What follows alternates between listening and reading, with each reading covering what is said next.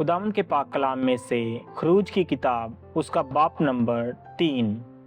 और मूसा अपने खुसर यत्रू की जो मिदियान का काहिन था भेड़ बकरियां चराता था, और वो भेड़ बकरियों को हाँकता हुआ उनको बियाबान की परली तरफ से खुदा के पहाड़ होरब के नजदीक ले आया।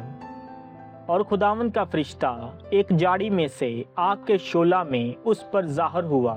उसने निगाह की और क्या देखता है कि एक जाड़ी में आग लगी हुई है, पर वो जाड़ी भस्म नहीं होती। तब मूसा ने कहा, मैं अब जरा उधर कतरा कर उस बड़े मंजर को देखूं कि ये जाड़ी क्यों जल नहीं जाती। जब खुदा ने देखा कि वो देखने को कतरा कर आ रहा है, तो खुदा ने उसे जाड़ी में से पुकारा और कहा, ए मूसा, ए मूसा। उसने कहा, मैं हाजिर हूँ। तब उसने कहा, इधर पास मत आ, अपने पांव से जूता उतार, क्योंकि जिस जगह तू खड़ा है वो मुकद्दस जमीन है। फिर उसने कहा कि मैं तेरे बाप का खुदा यानी इब्राहिम का खुदा और इसहाक का खुदा और याकूब का खुदा हूँ। मूसा ने अपना मुंह छुपाया, क्योंकि वो खुदा पर नजर करने से डरता था। और खुदावंद ने कहा, मैंने अपने लोगों की तकलीफ जो मिस्र में है खूब देखी, और उनकी फरियाद जो बेगार लेने वालों के सबब से है सुनी, और मैं उनके दुखों को जानता हूँ।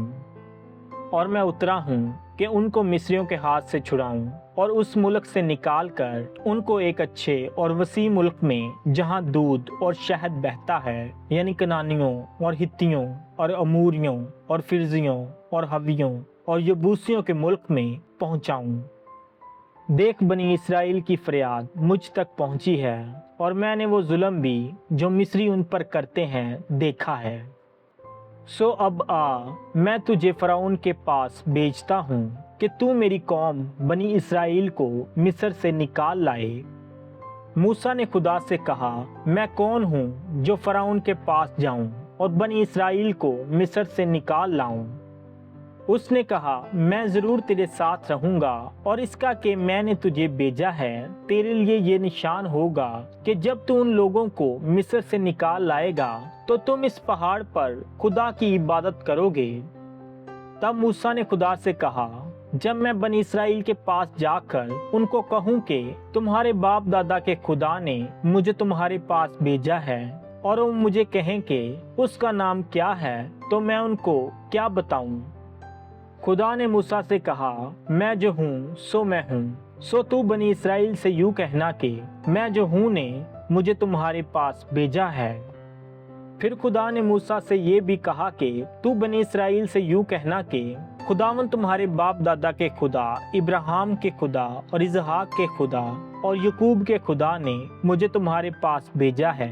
अब तक मेरा यही नाम है, और सब नस्लों में इसी से मेरा जिक्र होगा।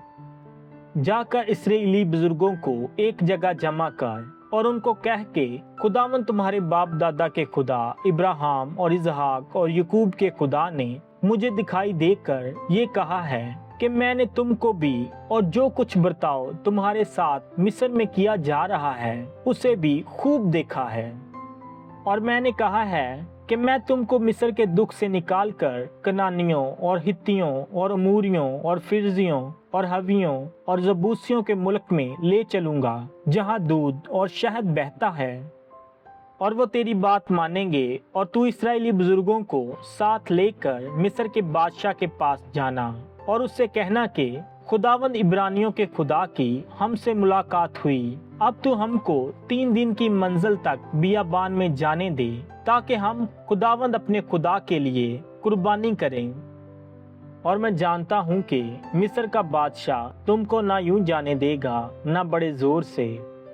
सो मैं अपना हाथ बढ़ाऊंगा और मिस्र को उन सब अजाइब से जो मैं उसमें करूंगा मुसीबत में डाल दूंगा। इसके बाद वो तुमको जाने देंगे, और मैं उन लोगों को मिस्रियों की नजर में इज्जत बख्शूंगा। और यूं होगा कि जब तुम निकलोगे तो खाली हाथ ना निकलोगे, बल्कि तुम्हारी एक एक औरत अपनी अपनी पड़ोसन से और अपने अपने घर की मेहमान से सोने चांदी के जेवर और लिबास मांग लेगी।